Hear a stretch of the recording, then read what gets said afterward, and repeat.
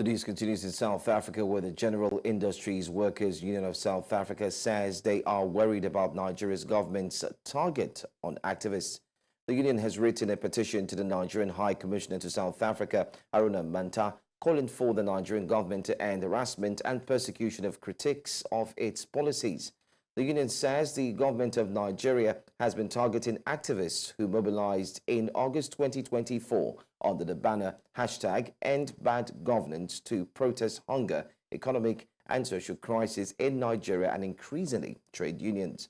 They also demand the urgent release of all those arrested concerning the #EndBadGovernance protest who still languish in detention without charge in Abuja and others still held by the police in different parts of the country.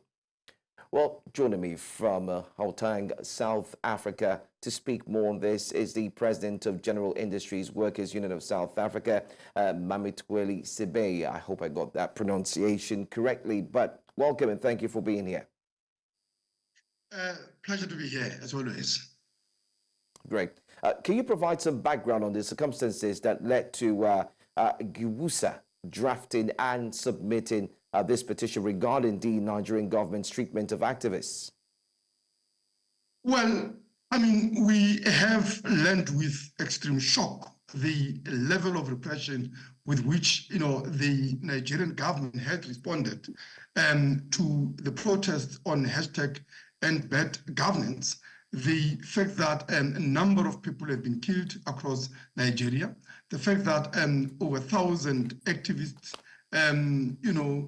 including journalists, have been detained in Nigeria, but also just brutalization, which led to injury of so many people who stood for nothing but protesting just the escalating cost of living, the deepening levels of hunger that has reduced vast layers of the Nigerian society to levels of pauperism in one of the most oil-richest countries in the world. And we are saying that is just unacceptable.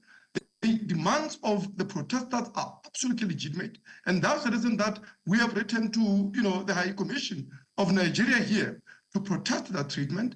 And we are saying that if they do not hit our goal, we intend to protest because an injury to the working class and young people of Nigeria who are fighting for the future of their country, for the future of themselves and their families and their communities is an injury to us.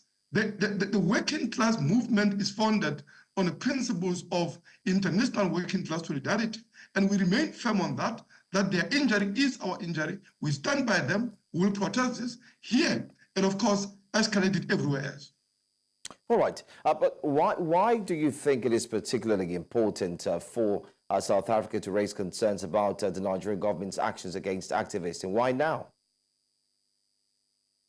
The people in Nigeria are our people.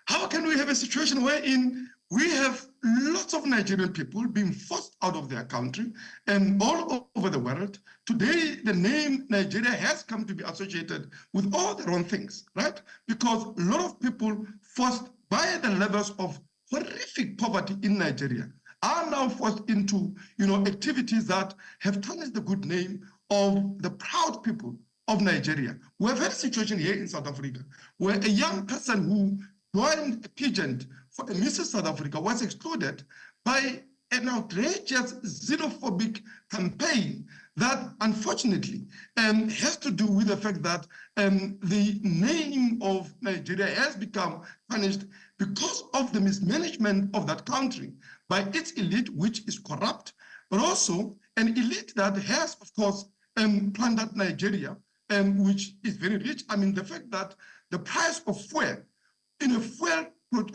oil-producing country has increased just by 700% in the past few months is outrageous, and especially in a context where they are not implementing a national, minimum wage promise that they made of 70,000 rand naira, if I'm not mistaken. And we think that even that is pitiful. But if they could implement that, I mean, that will obviously be a step forward, just as we ourselves here in South Africa are demanding the same. Repression is not a solution. We want justice for the people of Nigeria. Their struggle is our struggle. But more than that, the fact that, people are forced to abandon their country for a life elsewhere in the world.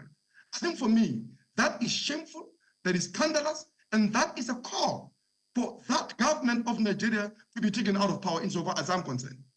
All right, Mr. Sebei, have you in any way gotten any feedback from Mr. Haruna Manta or the Nigerian High Commission since submitting the petition, and what are your expectations regarding their response?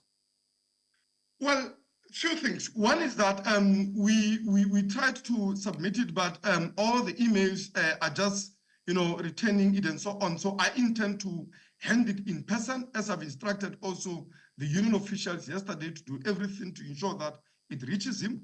But we are also intending to escalate it to South African government and say that they need to exert pressure. We want withdrawal of all the charges against the protesters. We want justice for all those that have been arrested and brutalized in whatever manner. And we want to see also issues being addressed there, but also we are not having illusions in South African government ourselves. And we think that this is government that is as guilty of the same policies that have impoverished Nigeria, that are impoverishing South African working class, that are impoverishing the masses of the African working class everywhere, as we have seen similar protests and demonstrations in Kenya and quite a number of African countries. But also, the cost of living crisis is a reality across the world. Is a crisis of global capitalism and world imperialism that we say need to be overthrown. We want different Nigeria. We want socialist Nigeria. We want socialist South Africa and a socialist Africa in the world. Anyway, I want to say thank you so much for joining us. You've made very valid points here. President of the General Industries Workers Union of South Africa, Mr. Sebei, thank you for being here on News Now. Thank you. Always a pleasure. We'll go on a quick break. When we come back, we have more news. Stay with us.